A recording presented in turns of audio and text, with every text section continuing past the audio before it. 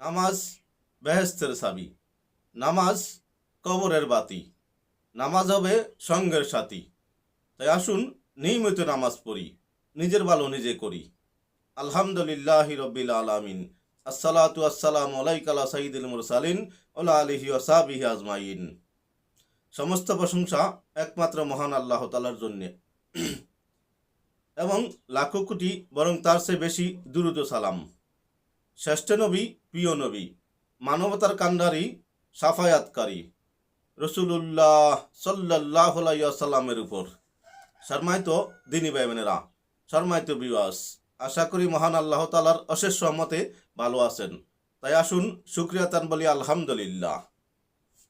আমরা ধারাবাহিকভাবে দেখতেছিলাম তালিমুস সালাত, যা হচ্ছে মুসলমানদের জন্য মানা এবং জানা ফরজ, যা আল্লাহর হুকুম, আমাদের মানতে হবে, এই অনুযায়ী জীবন করতে হবে, তাহলে আমরা সফল। আপনারা দেখছেন রেহান টিভি 98 ইউটিউব চ্যানেল, যে চ্যানেলের মূল উদ্দেশ্য কোরআন এবং হাদিস থেকে ইসলামিক ভিডিও আপলোড করা।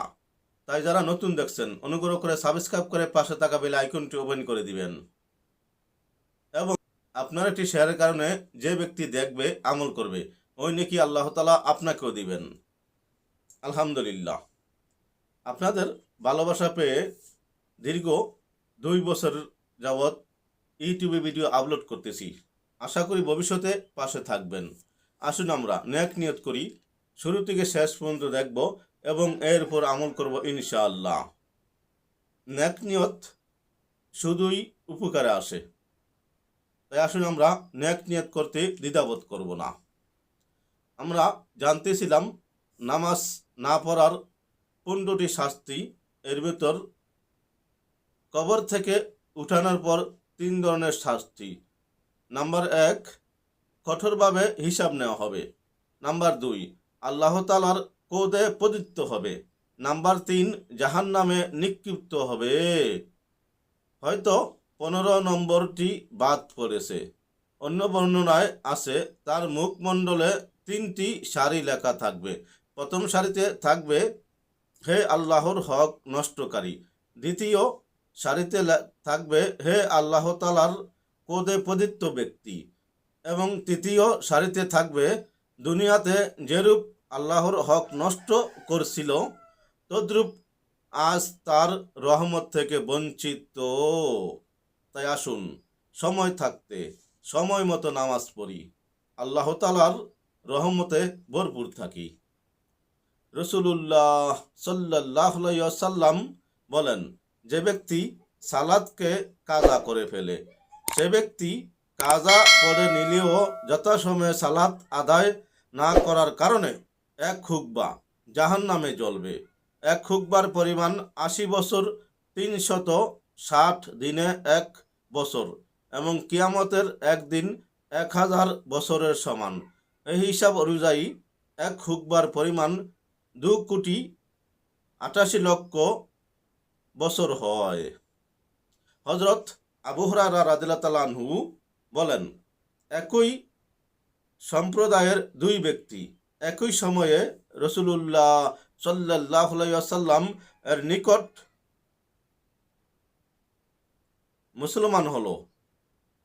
তাদের একজন জিহাদে শহীদ হন এবং অপরজন এর 1 বছর পর ইন্তেকাল করেন। হযরত তলহা বিন আব্দুল্লাহ রাদিয়াল্লাহু তাআলা আনহু স্বপ্নে দেখেন, যিনি 1 বছর পরে ইন্তেকাল করেছিলেন, তিনি সেই শহীদের পূর্বে জান্নাতে প্রবেশ করেছেন। শহীদের দরজা খুব উঁচু হওয়া সত্ত্বেও তাহার পূর্বে সেই ব্যক্তি জান্নাতে প্রবেশ করেছে দেখে তিনি বিস্মিত হলেন। তারপর রাসূলুল্লাহ সাল্লাল্লাহু আলাইহি ওয়াসাল্লাম এর নিকট এসে এটা বর্ণনা করলেন।